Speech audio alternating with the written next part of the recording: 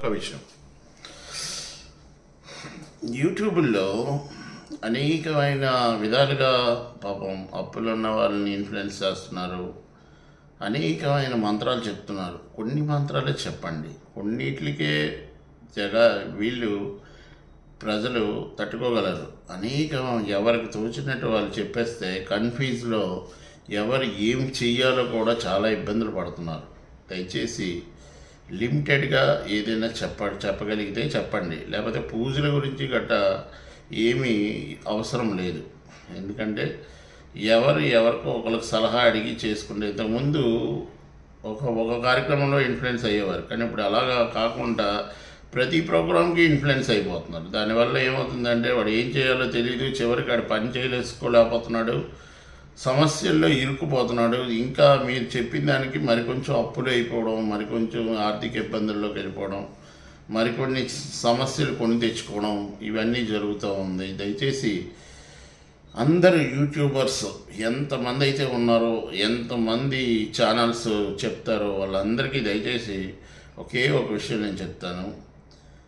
Influence చేయండి, మీరు చెప్పండి, మీరు చెప్పడంలో తప్పు లేదు, మీకు తెలిసింది చెప్పడం అస్సలు తప్పలేదు. కానీ ప్రజలకి మాత్రం రకరకాలైన పండితులు 10 మంది ఒకటే మంత్రం చెప్పండి. ఇప్పుడు నువ్వో మంత్రం, ఇంకొక మంత్రం, ఇలా 100 మంది 100 రకాల మంత్రాలు చెప్తే పరిస్థితి ఒకటే. ఎవరికైనా కావాల్సింది డబ్బు కోసమే ఈ ప్రయత్నాలన్నీ. ఆ డబ్బు కోసం ఒక మంత్రం, ఒక దేవుడు పూజిస్తే సరిపోద్ది. 100 రకాల పూజలు, 100 రకాల మార్గాలు ఉండవు.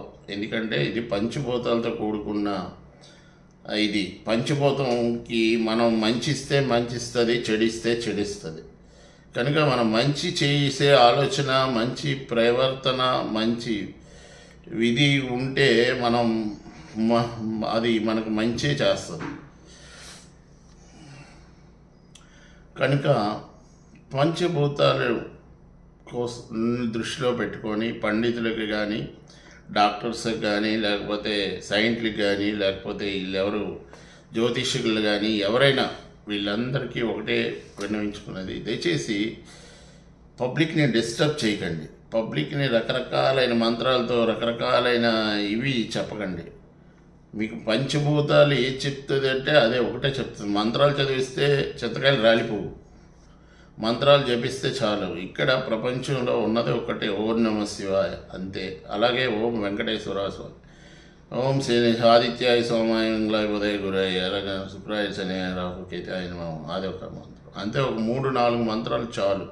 అలాగే ఎన్ని దేవతలకి ఎన్ని మార్గాల్లో మీరు మంత్రాలు చెప్పినా లక్ష్మీదేవికి చెప్పేది శ్రీ మాత్రే నమః. అలాగా ఇలాంటి మంత్రాలే అది కొన్ని అవుతాయి. మేము చాలా పుస్తకాల్లో చాలా దీనిలో చదివాము. ఖురాన్లోనైనా అదే ఉంది, బైబిల్లోనైనా అదే ఉంది. మార్గం వాళ్ళు వేరే విధంగా పిలుచుకుంటారు, కానీ మార్గం. అలాగే భగవద్గీతలో కూడా చెప్పే మార్గాలు కూడా అవే. కానీ ఏం చేస్తున్నారు, ఒక వేదిక ఉందని సోషల్ మీడియాని నాశనం చేసేసి ప్రజలకు కన్ఫ్యూజ్ చేసేసి చాలా ఇబ్బంది పెడుతున్నారు. దయచేసి మీ అందరూ నన్ను క్షమించాలి నేను తప్పుగా మాట్లాడితే. దయచేసి ఈ విషయంలో ప్రజలకి మాత్రం మేలు చేయండి. అపాయం చేయకపోయినా పర్వాలేదు, మీరు సలహా ఇవ్వకపోయినా పర్వాలేదు, ఎవడ బాధ అడ్పడతాడు. కానీ రకరకాల మంత్రాలు యూట్యూబ్లో పెట్టేసి ఒక మైండ్, ఇన్స్టాగ్రామ్ ఒకటి వచ్చింది, ఒక మైండ్ సెటప్ని మొత్తం పాడు చేసేస్తున్నారు. ఎవరు ఏం చేయాలో తెలియక కన్ఫ్యూజ్ అయిపోతున్నారు.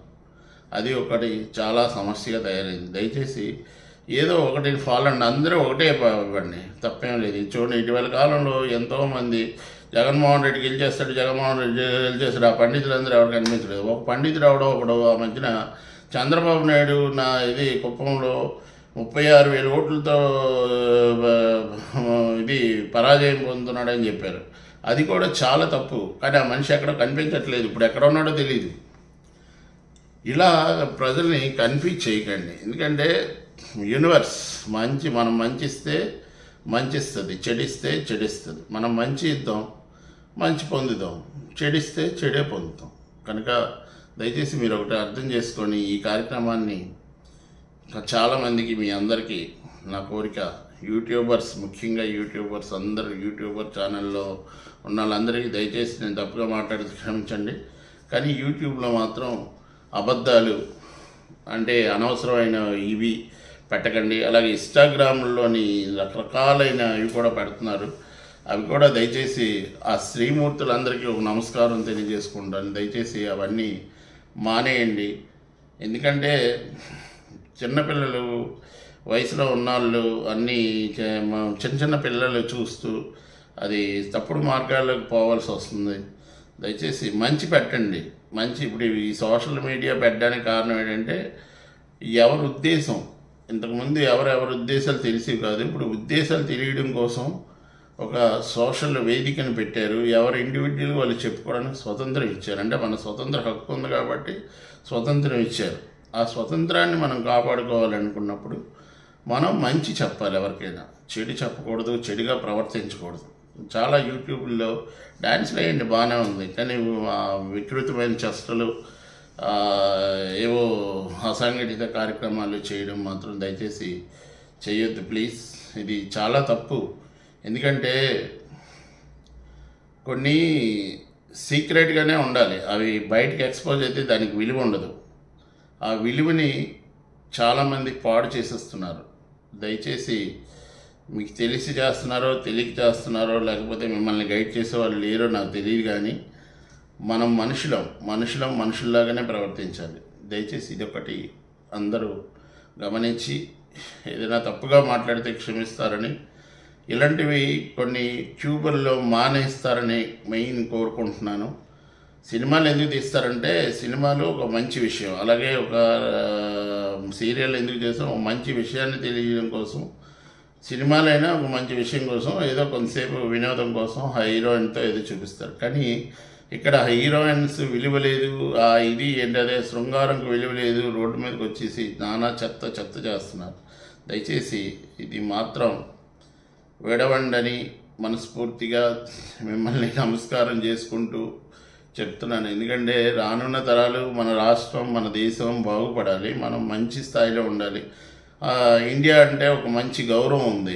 ఆ గౌరవాన్ని మనం కాపాడుకోవాల్సిన అవసరం అయితే ఉంది. ఎక్కువ మన ఇండియన్స్లో ఎలాంటి చేష్టలు ఎక్కడ చోటు ఫారెన్ అమ్మాయిలు అలాంటి ఏదో వాళ్ళ అవతారాలే మామూలుగానే ఉంటాయి కాబట్టి వాళ్ళకి ఎవరు పట్టించుకోరు. కానీ ఇండియన్స్కి ఒక మోరల్ వాల్యూస్, మొరాలిటీస్ ఉన్నాయి. ఆ మొరాలిటీస్ని మనం కాపాడాల్సిన అవసరం ఉంది.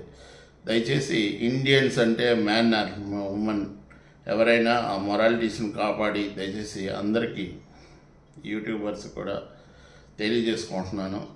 దయచేసి ఏదైనా తప్పుగా మాట్లాడి క్షమించండి. Please change your attitudes. Thank you very much.